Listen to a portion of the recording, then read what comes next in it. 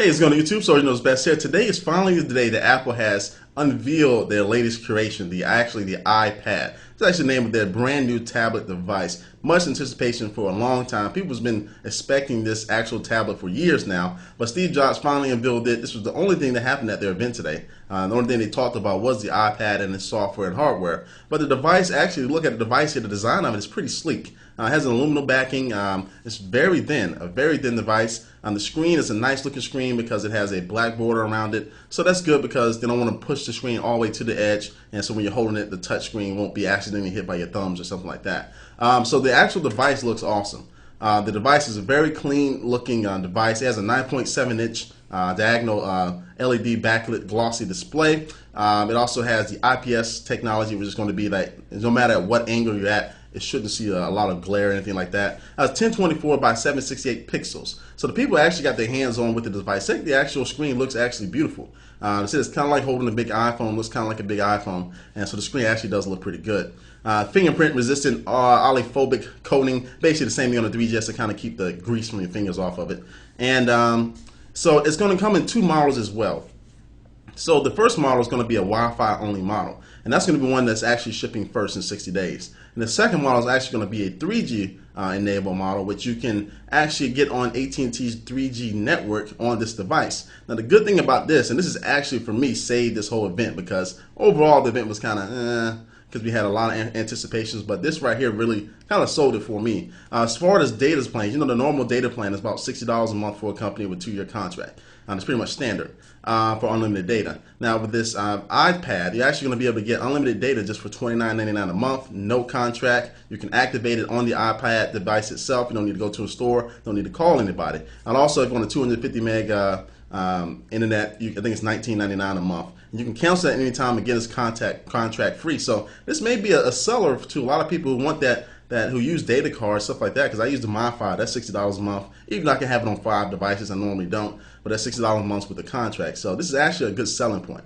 And also it's going to be having, as far as the inside of it, it's going to also have Bluetooth 2.1. It's going to have digital compass. It's going to have assisted GPS. The Wi-Fi and the 3G model. So it looks like the 3G model is only going to have assisted GPS, I believe. And also in the box, you'll receive a dock connector because you can sync it via USB. So you can plug it into your Mac, plug it into your MacBook Pro, whatever Mac you want to plug into, and actually sync it just like you're syncing the iPhone. So it should work on Windows as well. And so you can sync everything with your iTunes library, back it up as well, just like you do on the iPhone, which is a pretty simple method but effective. It does have a accelerometer in there, and the accelerometer looks actually probably a little bit better than what you find in the iPhone right now. It also has an ambient light sensor, so it can heighten, brighten, or dim the screen brightness depending on what your location is as far as the lighting in the room. Now, as far as the processor speed, let's look at the horsepower. It features a 1 gigahertz Apple A4 custom designed high performance low power system on a chip processor. Basically, this comes from P.A Systems, which is a company that Apple actually bought up a few years ago, and so they got their own processor in here. So you're looking at trying to get away from using Intel and go to their model of just a company that can do every single thing for their products for the most part. And so they're using that processor, and the people who got their hands on it said the processor is very speedy. Moving around the OS of the actual iPad actually was pretty smooth, pretty fast, and efficient. Now looking at the OS, it's just really basically a big iPhone or iPod Touch as far as the OS. So it's not running any type of modified version of Snow Leopard. All your applications do have a little dock there, which you can have dock 4 applications, and also you can have the applications on your screen. Looks like you can add and change the background image though. So it looks like the operating system is really dumbed down. It's really simple. Everybody should be able to use it, not having problems with it really. Now one thing I'm looking forward to, and a lot of people in the Ustream chat to, when somebody's actually going to jailbreak this thing when it comes out. That's going to be fun to see. A lot of good things come with that, but we'll keep an eye on that. Let's see about the pricing. Now the pricing for this iPad is actually pretty good. This is another thing that actually saved the event for me. Excuse me. So the upfront cost, so say you want just the base version of the iPad, just one, this is the base version, it actually only starts at $499. Not a bad price. It's 16 gigabyte solid state, and it's $499. Not a bad price. It doesn't come with a 3G chip, nothing like that. Now $599 if you want the 32 gig, and $699 if you want the 64 gig solid state as far as the memory.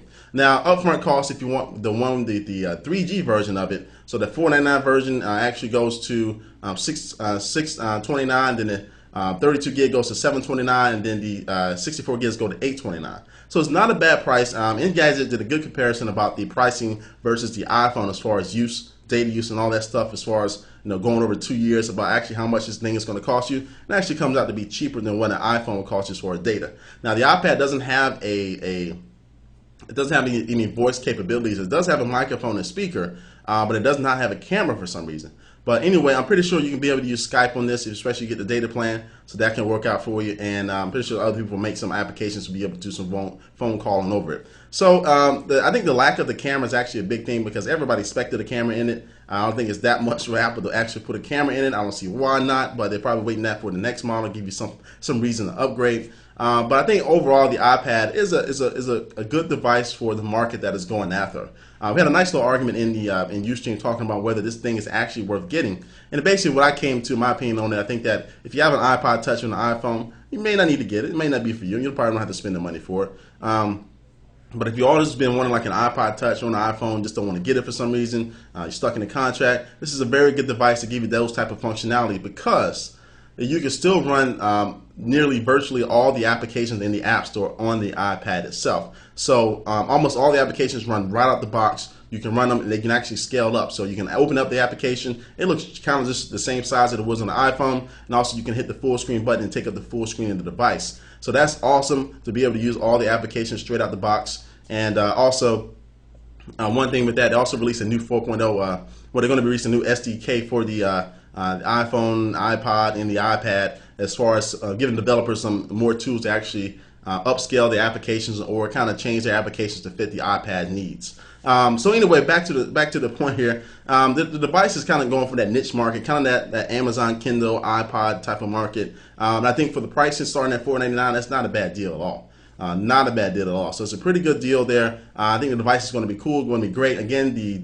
Wi-Fi only model shipping in 60 days, and the 3G model plus the Wi-Fi model is going to be shipping in 90 days. So I got to see which one I'm going to get because I want the 3G model, but again, I want to get it first. So we'll see about that. But anyway, this is my presentation about the iPad. They also before I end it here, they also talked about iWork. This is another thing they talked about, iWork for the iPad. It's actually new applications, $9.99 each. For like Keynote and all that good stuff. It's pretty cool. It's all right. But other than that, the whole presentation really is just about the iPad. Nothing else different, but we'll keep an eye on that. But anyway, Soldier Knows Best here. Thanks for watching. I'll keep you more updated news about the iPad as it comes out, but I'll catch you later. Peace.